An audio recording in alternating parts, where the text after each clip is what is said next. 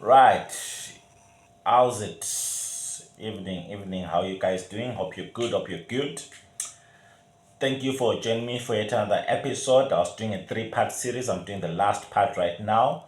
And I just want to talk about the fire drill. Fire drill, very important thing to do. Very important thing to ensure that it is done within your organization. So if you're a safety officer, if you're a GMR2, if you are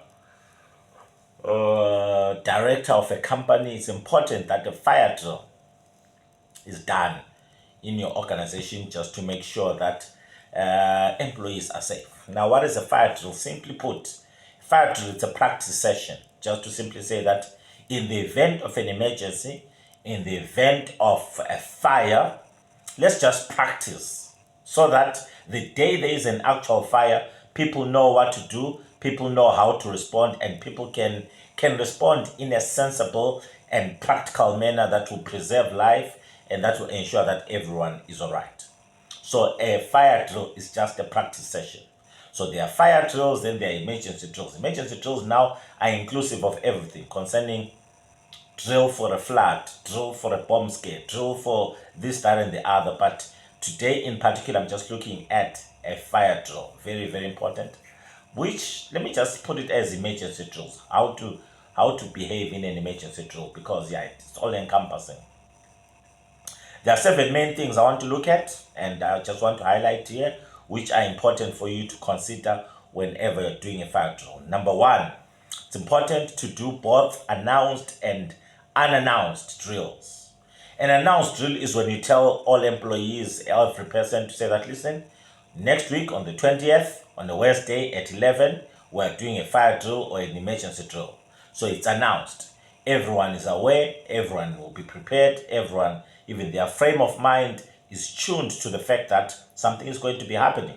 So you tell them next week on Wednesday, the 20th at 9, we are raising the alarm and boom, we are doing a practice session. So that's an announced drill.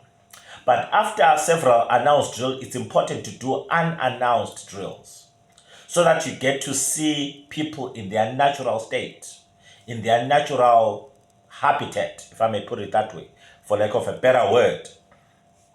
So that way, you ensure that you get to catch people in their natural state and you get to see how effective have been the announced fire drills.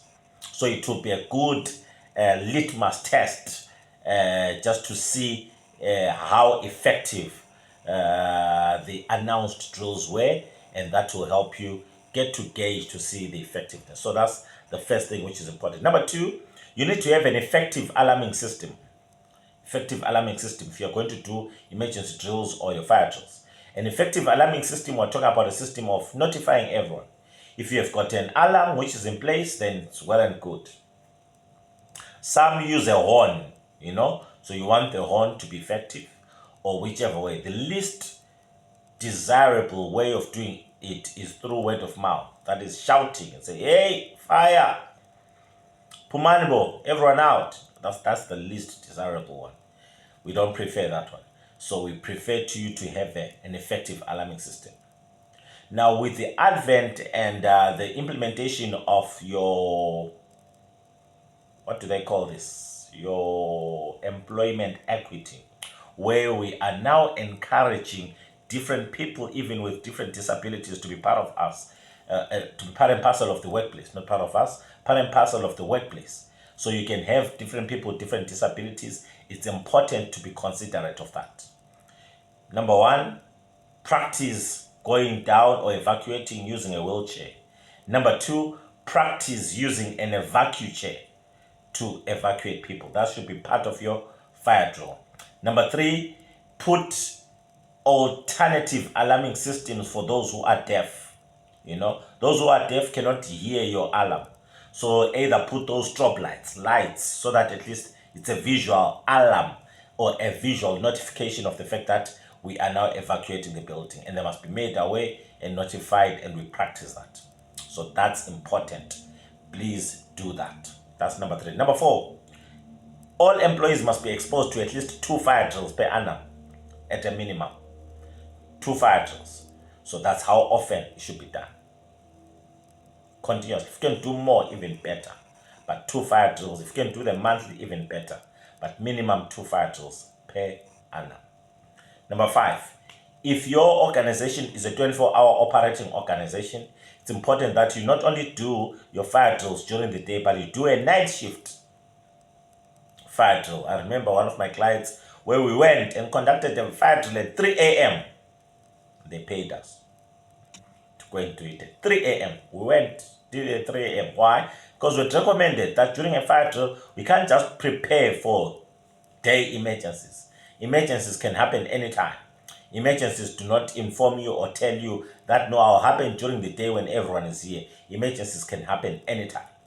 And the conditions during the day are different from the conditions at night. So you want to make sure that people practice doing a fire drill at night, and that's very, very critical.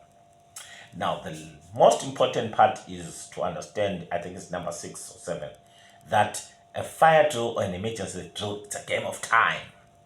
It's a game of time, even though I'm not wearing a watch. It's a time game. It's not just about going outside. No. It's about going outside within a certain period of time. So when you're conducting a fire drill, it's important to then tabulate or take note or record. How much time did it take us from the time we raised the alarm to the time we reached the assembly point? How long did it take us from the time we reached the assembly point to the time we accounted for everyone? And how long did it take us, just to be able to account for everyone? It's a game of time. If you took 15 minutes to account for everyone or to get to the assembly point and another 10 minutes to count everyone, that's an effective fire drill. In fact, we don't count it as that you did one.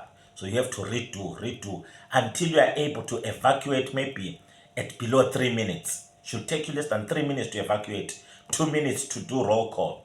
If you are too many for one assembly point, divide the assembly points. Have assembly point A, assembly point B, assembly point C, so that you have smaller chunks and you are able to account for people as quickly as possible. It's a game of time. It's a game of time. Very, very critical. So after the emergency drill, we want to know the times. You have to report on the times. How long did it take? And feedback to people. They must know that, no, you guys failed the drill. It took us 7 minutes, 8 minutes, 10 minutes to evacuate. So let them be aware of that. That's important. And lastly, after the fire drill, send out feedback forms to all participants, to all employees. Form to say that, how was the fire drill? Was it effective? Did you hear the alarm? What were your challenges? What were the condemnations? What were the commendations? What were the recommendations? 3 things. That's a nice way to put it. Ask them, what are the commendations? The good things they are happy with. What are the condemnations? The bad things they were not happy with. With the what? With the fire drill. And what are the recommendations? What would they suggest?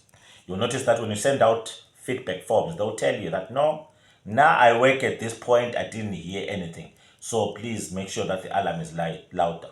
Someone will say, me, I work there. I was in a meeting and my boss refused me to go out. Or I was in an online session and so refused me to go out. So in future, please do 1, 2, 3. And it will help you troubleshoot things with regards to the fire drill. Hope that makes sense. Hope that adds value to you. That's a quick one on it's a quickie on fire drills. Hope that adds value to you. Thanks a lot for watching. And like, subscribe, share, and please do comment. If you need any training, any assistance with any kind of health and safety issue, please get in touch with us on the description. We have our contact details there. Contact Primrose. She's our sales manager there at Sales at Ndebele & Partners. She'll be able to then assist you. Thank you very much, guys. Have a good one. Keep well and bye-bye.